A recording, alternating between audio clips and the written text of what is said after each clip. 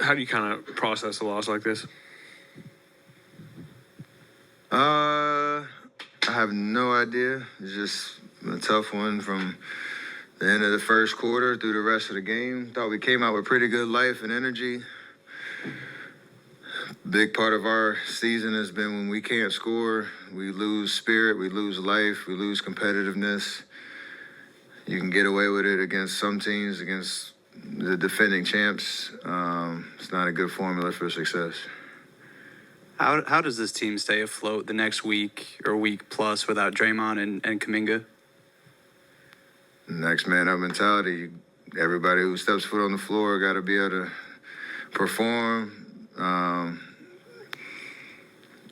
Bring a spirit of, you belong and do it together as a unit. Didn't happen tonight. We obviously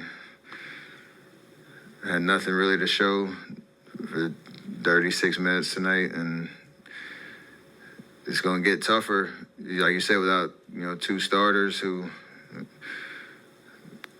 one who's incredible at getting into the basket, getting us, some good possessions. Draymond, what he does on the defensive end, but you got to believe that you have enough to win any given night. You have to believe that, we're a team that can find a way to execute on both ends of the floor. It's a mentality thing before it's a physical thing, I think. Steph, Kevon said that one of the hardest things after a loss like this is shutting out the outside noise. And I'm just wondering, how do you do that? I know you hear the outside noise. Do you want to shut it out? And if you do want to, how do you do it? Guys who've been in this situation, which, Toon saying that I think he knows how to do it. It's just a matter of, I don't know if you read stuff, if you hear stuff, you got family members that want to talk about what we need to do, like whatever it is, you got to be human nature. You have to be able to just focus on what you individually need to do to get ready for the next game. We need to have positive vibes in our locker room, no matter, what happens on a win or a loss, and you just got to be able to, come with the right attitude. Like I said, it's a belief thing that we can win whatever, game is in front of us. An end game, it's more so like an end game thing. Like if doubt creeps in, or if, a mindset that, you're not supposed to be on the floor. You're a team that's just unbeatable. Like, I don't know what it could be, what it is. You have to be able to just focus on, what we need to do. And hope it works out. Steph, obviously you'll enjoy a day of rest tomorrow, but Steve was talking about games that you flush, and this was one of them. How eager are you to get back on the floor in Sacramento and kind of right the ship and get back to what you guys know to be, how you can play? They're playing well, so it's another tough challenge. You gotta. That's what you're supposed to say. It's what you're supposed to do after getting beat by 40. You have to be able to not dwell on the past. You got to be real about the fact that we're not playing good basketball and playing consistent basketball night to night. Let's be real about that. But to your point, yeah, nobody wants to sulk or have their head down, come shoot around on Wednesday morning and be ready to play against another good team. Steph asked Looney, just because you're playing the Celtics, how long ago June 2022 feels like? He said feels like an eternity ago. Do you feel that same way? Does it seem like that long ago? Does it seem like your team is so changed from kind of what was happening then? Yeah, we have an entirely different roster pretty much, obviously, especially without Draymond out there. But you look across, they have, besides Porzingis, they have pretty much the whole rotation still. So, and they are the defending champs, so they're coming in with a level of, confidence and swagger about them. And it's the exact opposite of what we have right now. So, yeah, obviously great memories, but definitely feels like a long time ago.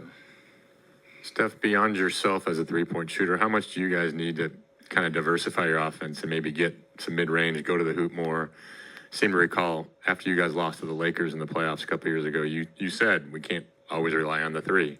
And your great teams had many ways to score. I mean, the shots aren't falling like they are tonight, do you feel like that would help to find other ways? And obviously, Jonathan being out hurts that, I realize. But Yeah, that is if you're not, making shots. One, it's about what kind of shots you're creating. Doesn't mean every three is not created equal. Like, if you're moving the ball and swing, and you're playing against closeouts and you're finding good threes, usually the vibe is better even if you're missing. But if they're tough threes or the stagnant possessions, then the diversification of our offense becomes a kind of a glaring hole. I don't know where the answer is on that because, again, we're built off of ball movement and trying to, play against closeouts and, when that's not happening, we can struggle to score. It was kind of been shown. I think we went 4 minutes at the end of the first without a field goal, and we had one free throw, and that kind of fed into the beginning of the second quarter. And that's pretty much the game right there. Because not only is it we're struggling to score, it gives the other team confidence because they know we're locking them up. They go in transition, and they're playing free. So the offense has to help your defense, and more times than not, it has it for us.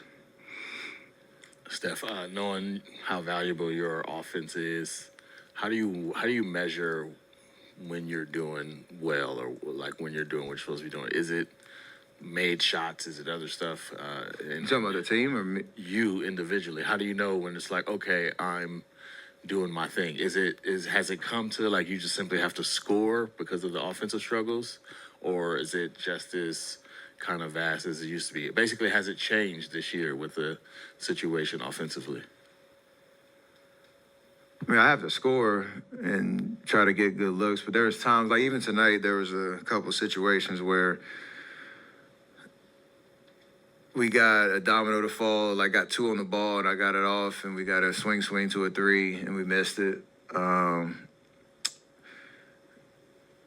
Couple second possessions where you got the defense scrambling, they're going to fly at me or try to double and I get it off. Like, those are good possessions because you're creating an advantage and you're creating good movement. And like I said, not all threes are created equal or shots are created equal. Like, a good successful possession doesn't have to be me shooting it. It can just be we're making the defense fly around and creating a good look. Obviously, we have to make those and make the defense pay.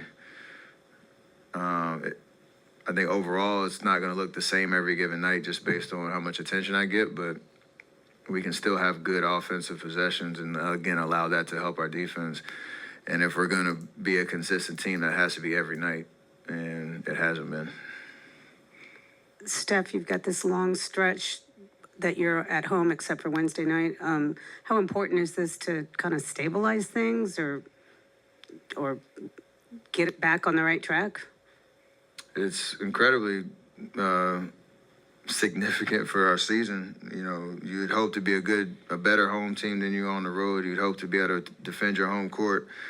And when you have, a stretch of the schedule like this where you don't have to get on a plane and you can hopefully, come out and be the hardest working team on a given night and allow that to help you. We'll see. We'll see how we respond to it. And if we can take advantage of this stretch. Tonight was not great, Captain Obvious statement, but just the idea that we can keep ourselves afloat until we get some guys back can kind of make or break our season, to be honest, to keep it real. Like, we've been in situations where we've had to chase down the stretch after the All-Star break, and I think 2 years of that takes a lot out of you, so you have to find a way to stay in the race and the standings. Nobody's counting, game by game type thing, but it like to your point, a 6 to 8 game stretch can kind of define where we are going forward the rest of the season. Steph, did you get a chance to meet Dr. Jones after the game? Yes, I've met him plenty of times. I've done a couple projects with him with UCSF, and actually got a documentary coming out about him. It's gonna be cool. So that's my guy. I know him well. What could you say about him and his connection to Dr. King? His story is unbelievable. He was walking shoulder to shoulder with Dr. King and all the other leaders of civil rights era, and he is a true poet and a true leader when it comes to being able to be the voice for a generation that we're trying to make significant change. For Black people all across the country, and I think his story speaks to just what today means, even with Dr. King and his legacy. Dr. Jones had a lot to do with that. So he makes you smile no matter what. When you get beat by 40, he kind of puts into perspective when you get to see him how far we've come, and how far we still have to go as a country, and the fact that he is still on the mission that they started a long time ago. You've obviously been in position to try to defend a title 4 times now. Seeing the Celtics do it, what do you think people on the outside that aren't NBA players, aren't NBA in the locker room, are missing about what it takes to defend a title and just go through an 82-game season fresh off of just winning one? It's a marathon of a season, especially. You do have a championship kind of aura about you, and you can kind of carry that, but you're getting everybody's best shot every night.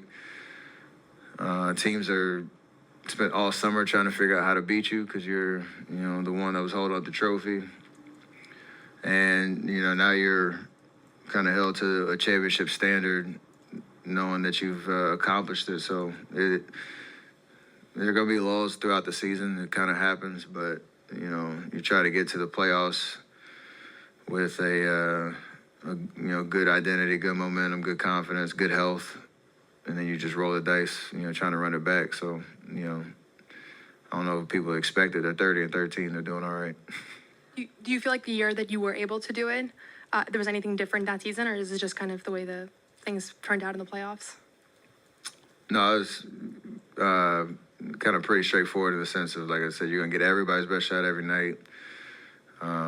Everything that you do is going to be critiqued even more so because you are the champs. And, yeah, you just got to be able to embrace that every given night and stay together as a group. Is that it? Cool. Thank you. Appreciate that.